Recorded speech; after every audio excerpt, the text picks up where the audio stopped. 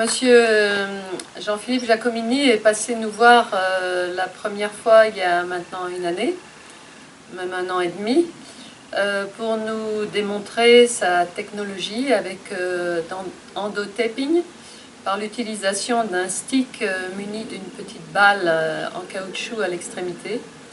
C'est une technique qu'il a vraiment mis au point ces 15 dernières années aux États-Unis.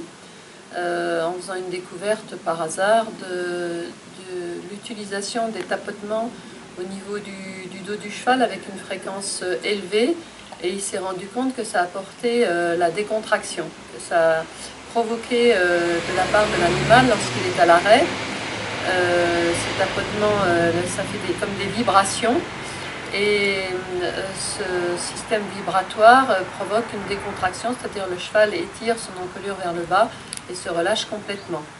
Donc à partir de là, il a sophistiqué la technique, du moins il l'a étudiée un peu plus à fond, et puis il a fait des découvertes intéressantes selon l'endroit où on touche avec ce stick et la fréquence.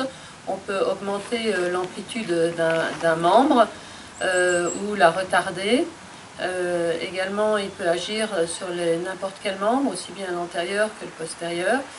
Bon, et il s'est surtout rendu compte que lorsqu'on avait une action précise au niveau de l'antérieur, le cheval compensait par un geste du postérieur qui accompagnateur, qui finalement on obtenait le résultat recherché alors qu'on touche l'avant-main. L'an dernier, il ne nous a pas tellement fait de démonstration à cheval, c'était surtout dans le cadre du travail à pied. C'était déjà assez riche, puisqu'il est resté là, il nous a fait deux matinées d'études. Et là, cette année, il a été amené à nous rendre visite plusieurs fois de suite. Et donc il a retravaillé avec cette technique. Ceci dit, c'est pas évident parce que pour le praticien, le commun des mortels, ça nécessite un petit entraînement de ces variations, ces tapotements selon la fréquence qu'on veut bien donner, selon l'élévation de notre bras, c'est pas toujours, c'est un petit entraînement quand même. Ces tapotements, l'utilisation de ce stick n'est jamais coercitif, parce que lorsqu'on donne un coup un peu plus fort, ça ne fait pas mal au cheval parce qu'il y a une balle au bout qui amortit la puissance de notre geste.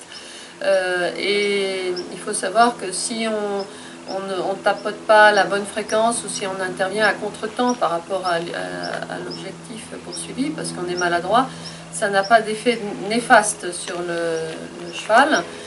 C'est soit ça marche, soit ça ne marche pas, mais c'est pas négatif.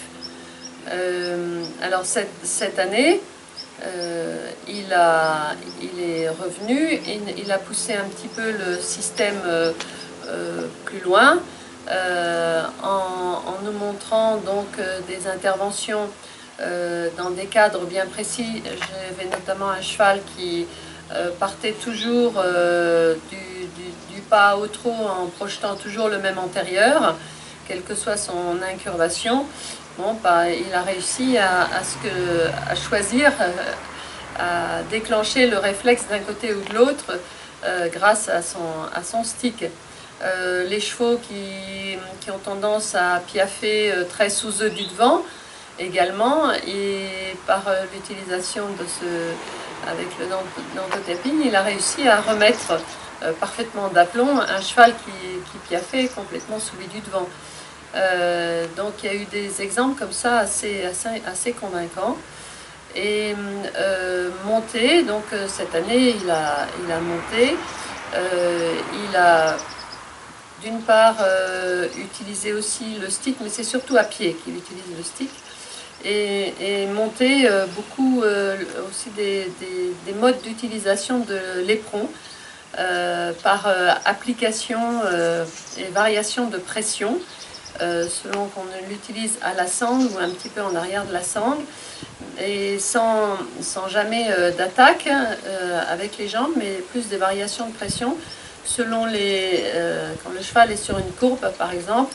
et que le cheval a tendance à s'hyper-fléchir, à utiliser la jambe extérieure, mais vers à la sangle, et pas en arrière comme tout le monde le fait, pour empêcher l'excès d'incurvation de la cage thoracique du cheval, et en appliquant vraiment l'éperon juste derrière la sangle, mais en contenant et pas en percutant. Ça a été pour moi aussi intéressant. Et quand les chevaux également se couchent, en apportant un soutien, en évitant que l'ogive de la cage thoracique s'incline dans le mouvement, en utilisant un contact très, très précis de la jambe, on arrive à lutter. On rétablit souvent ça avec la main, et en réalité, en ayant une utilisation très précise de l'éperon, on peut tout à fait contrôler aussi l'équilibre du cheval. Il y a tout un jeu qui n'est rarement expliqué nulle part dans les livres, et c'est aussi une action nouvelle. Et il y a aussi utilisé l'éperon comme on rip une allumette sur sa boîte. Alors on peut l'utiliser en intervenant de bas en haut ou au contraire de haut en bas. Et selon l'effet, et ça produit des effets différents. Alors tout ça, bien sûr, ça montre il faut avoir un développement de tout ça, mais c'est une technique. Ça nécessite un entraînement, précision, mais très, très intéressante. Ça ouvre d'autres champs d'études. Ça ouvre des possibilités. C'est autre chose. Là, parce que quand on monte à cheval, on parle toujours de la main, de l'incurvation, on regarde toujours la tête du cheval, de la hauteur de la nuque. Et là, on oublie souvent parler de la jambe du cavalier. Et il y a tout un jeu qui est très vaste encore, que je dois découvrir. Mais c'est la passion. C'est des domaines, c'est indéfinissable. En tant que pédagogue, Jean-Philippe a voulu nous donner énormément d'informations en très peu de temps. Au début, c'était un petit peu confus. Et là, cette année, comme il a pu revenir plusieurs fois, ça s'est beaucoup éclairci dans nos esprits. Et